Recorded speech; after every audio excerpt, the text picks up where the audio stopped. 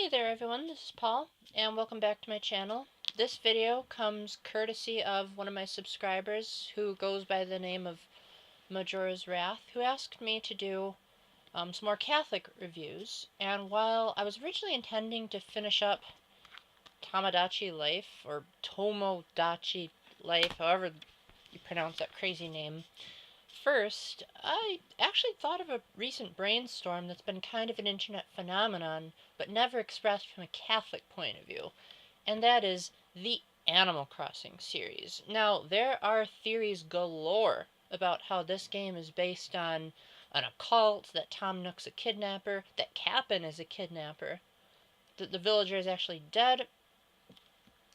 I'm not going to try to focus on that. I'm going to try to talk about how Animal Crossing is basically a depravity of the goodness of God.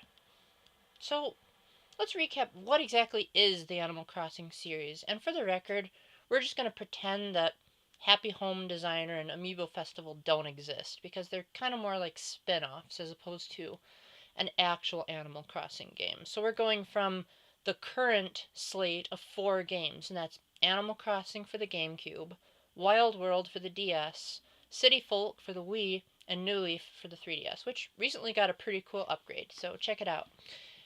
So, the premise of the game is that you're this young boy or girl that is predetermined by a bunch of questions you're asked at the beginning of the game.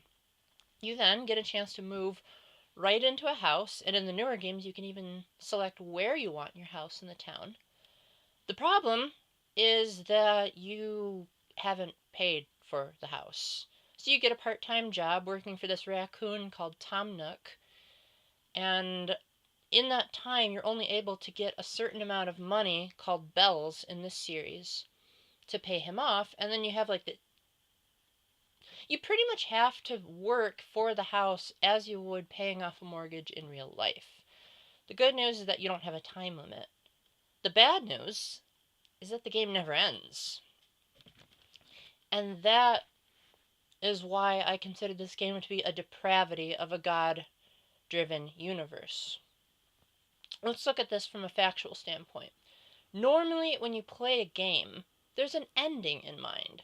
There's something that you can work for to accomplish, and then you get this good feeling sense of like, wow, I did it, I conquered, I commanded. And a lot of people might be saying, but Paul, why would we want Animal Crossing to have an ending?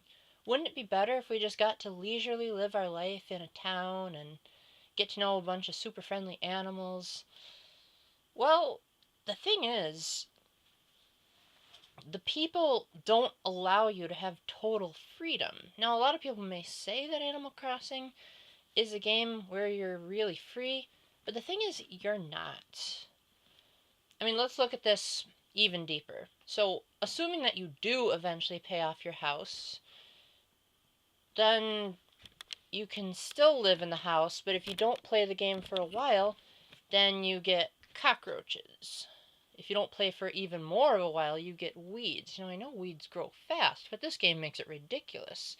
If you don't talk to the animals in a while, they get hurt that you haven't talked to them. And this is the worst part. If you try to leave the town, they try to convince you otherwise. They try to say that, this is the perfect town and we're going to be so nice to you. And that's probably where the cultist theorists have their theory. But the thing is, whenever you try to act like a human being instead of an animal, which you're surrounded by animals, they don't appreciate it. They think that your life is devoted to serving them. You don't really have a chance to do your own thing. Like, let's say that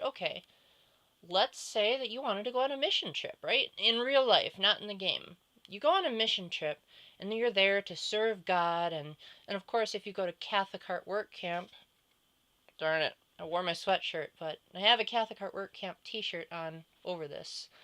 You go to Catholic Heart Work Camp, and there's Mass and the sacraments, and guess what? You turn on the game just a week later, and the animals are going to kill you for it.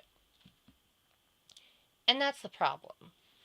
There's also the issue of when you write letters, the animals don't know how to tell exactly what you're saying, So in essence, you could write like this totally profane-filled letter, and the animals aren't going to get the full meaning of it because they're animals. They're going off of instinct. And in a manner of speaking, the game almost encourages you to become animalistic rather than developing free will and intellect like an average human. In other words, you're not any different from the animals that you live around. And in a sense, it's a brainwashing tool. Now, do I hate Animal Crossing? No, I certainly don't hate it. I spent probably an entire year or two playing the original GameCube version, and not much less in the DS version. But on the other hand, it did always peeve me that the game basically sucked you so far into it that it punished you for not playing it. Now, I've heard of games like The World Ends With You that reward you for not playing it, but this game really makes you feel the burn if you decide to do anything else. There's no church in your town. There is Christmas, but they refer to everything as festive rather than celebrating what Christmas actually is. They see it as a glorified excuse to get presents or give presents in New Leaf when you get to dress up as Santa and give around a bunch of presents.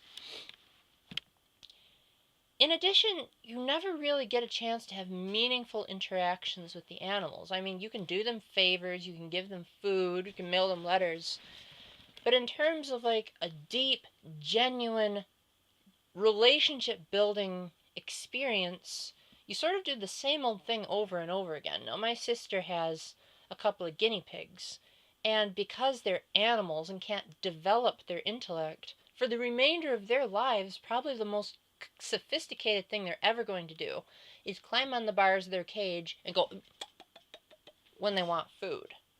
And that's exactly what these animals do, is they expect you to treat them like pets. And because the only other humans that you can have in the town are other humans, that's also problematic. Because, first of all, how many people even have Animal Crossing nowadays? And second, most of the stuff that you can do is just share furniture, uh, talk, go fishing, that kind of stuff. Now, I get that this isn't The Sims, but still. Now, granted, this is if you're looking at it from a Catholic perspective. If you choose not to look at it from a Catholic perspective, this game isn't going to kill you. It's not going to bash you over the head. If you decide to look at it simply as a game, have fun, get used to the game's quirky sense of humor, that's totally okay. But this channel, or rather this video, is not necessarily what is Catholic and what isn't about this game. It's more like, how can we view the Catholic faith through the lens of this game? So, to sort of summarize, maybe I've been rambling a bit, but to sort of summarize, the biggest downfall in this game, in my opinion, is the lack of progress, the lack of being able to do your own thing, and the lack of being able to prove that because you're a human, you're superior to the animals.